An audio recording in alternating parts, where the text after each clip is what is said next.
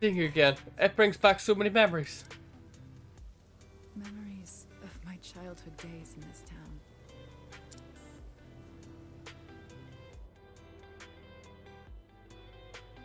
I could never understand why my father was so strict with me. I was always running off to the gardens for a good cry.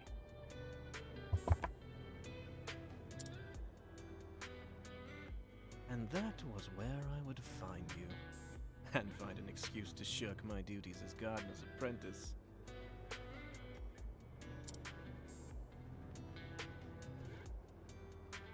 I wanted nothing more than to spend time with you. To be a part of your world. Little lady, why do you cry so? What?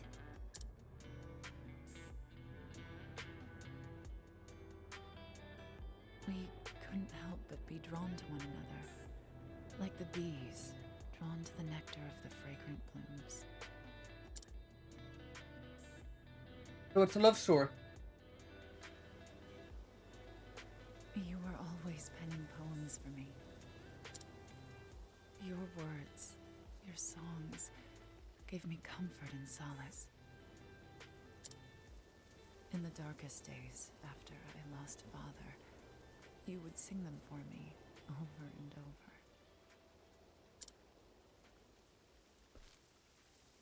To tell the truth, Primrose, I left this town to search for you. So? Dot. I tried so many times to forget you. To accept that you were gone. Yet time and again, I found myself reciting the poems I had written you. Can you forgive me, Primrose? There is nothing to forgive. It was all so very long ago. It was. I too have moved on from those days. I have found my own reason to go on.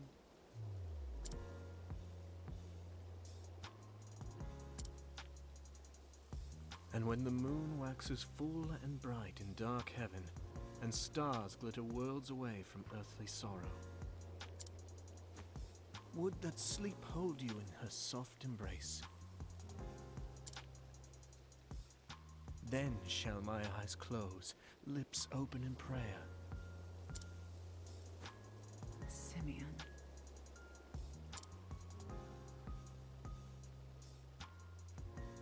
And then there was silence. In that moment, there was nothing that words could convey. Lady Primrose, I intend to remain in town for some time yet. I still have not forgiven myself, knowing that I could not do more for you.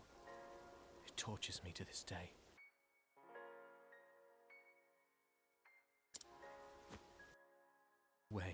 Any way at all, in which I can be of service to you, my lady. You need only say the word. Thank you, Simeon.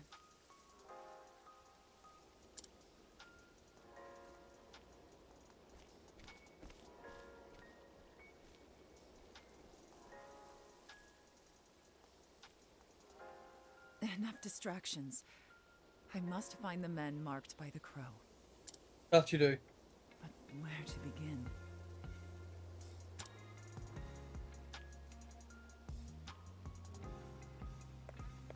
Right, let's hear the travel banter. Dot. Moment of your time. Maybe so bold as to pray. Huh? That man is very important to you, is he not? Why do you say that? That's a conjecture based on how you both looked at each other. Had you not chosen to live your life the way you do, I wonder if... You can stop right there, Professor. How I live my life is my affair, not yours. Yes, quite. I do apologise. I best be careful around him. He's sharper than he looks.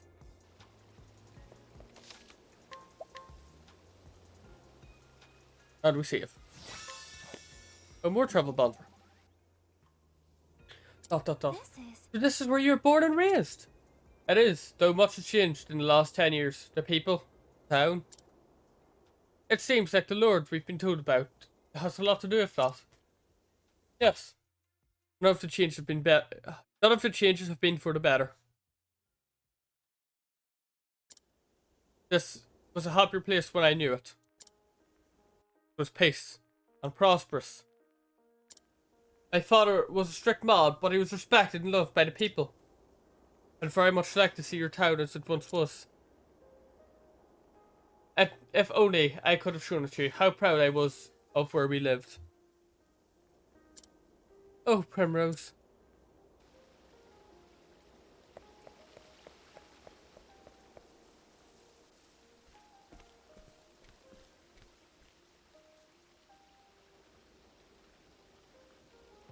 Farewell. Farewell, Geoffrey. I will return.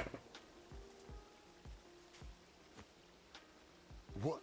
What's this? Are my eyes to be believed? How could My this- lady, are you Geoffrey's? No, it's been too long, Master Forsyth. Lady Primrose? Too long indeed. We all knew you would grow to be a great beauty, but even still, I feel as though I'm standing before a vision from the heavens. Brings me great joy to know you are well, my Lady Primrose.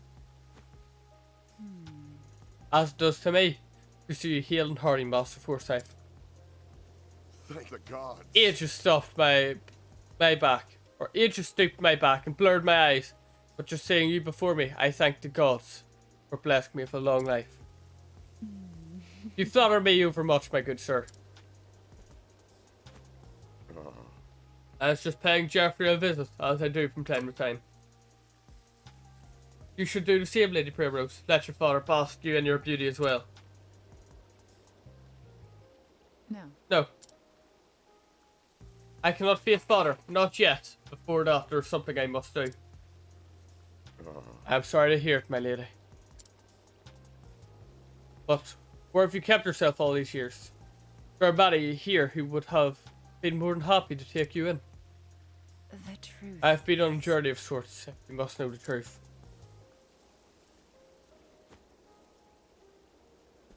I'm Forgive me. I had no idea you'd suffered through such dark death.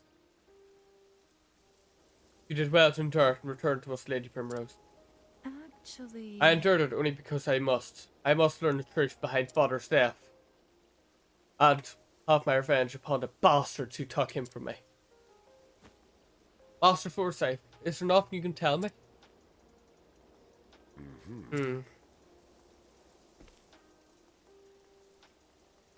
There was a time when I too spared no effort in travelling to unravel the secrets behind Lord Geoffrey's murder.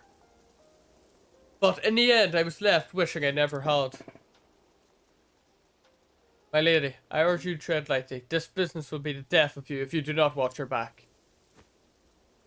I'm ready for whatever may come. Dot dot dot dot. I know what I'm. Very well. Come with me, and I will tell you what I know.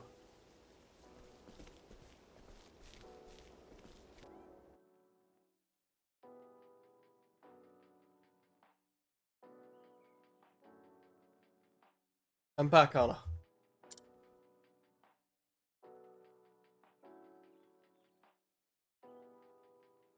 I was wondering, what was keeping you dear? Pray tell who this beauty is, with you. Who you brought with you. Lady Primrose! Aye, but I never. And so beautiful a woman you've grown. Pinch me, dear. I must be dreaming. I thought the same myself. Now, what say we share a cup of tea?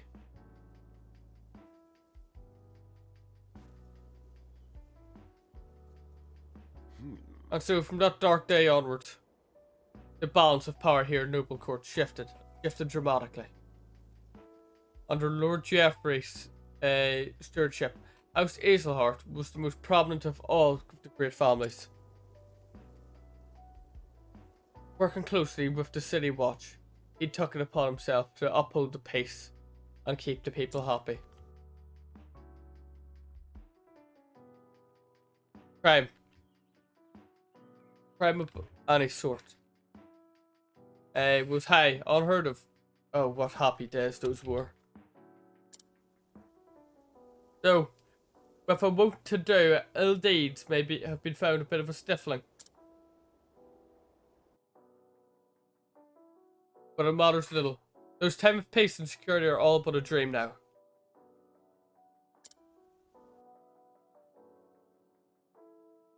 Dot, dot, dot, dot. In chaos and disorder, that followed the fall of House Easelheart. A group of men seized power. They call themselves the Obsidians.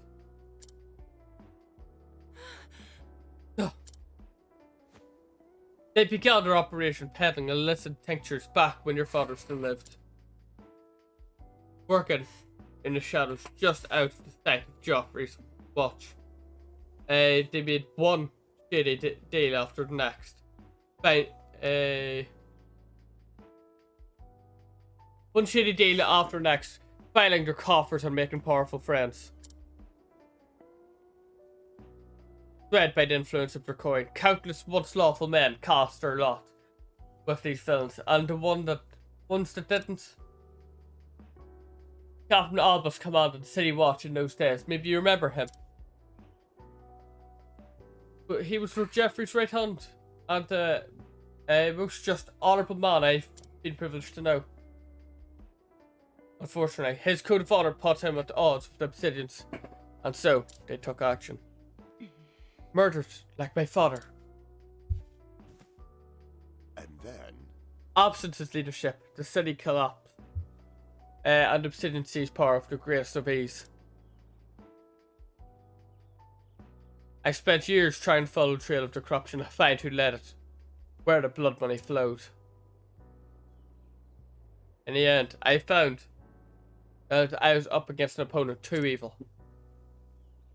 I faced innumerable threats to my own life.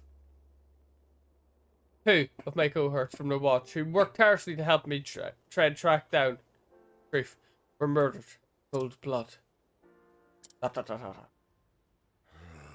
Honor and justice are long dead here, never to return. I am an old man now, and I grew weary of this battle. I am but a minor landowner with no influence of which to speak. All I can do is bring flowers to Geoffrey's grave.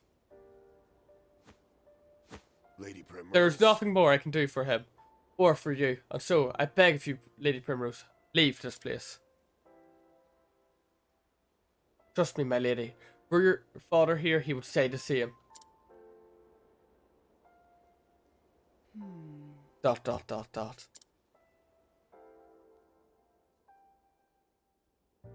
I beg to differ, Master Forsyth. For my father here, this is what he would say.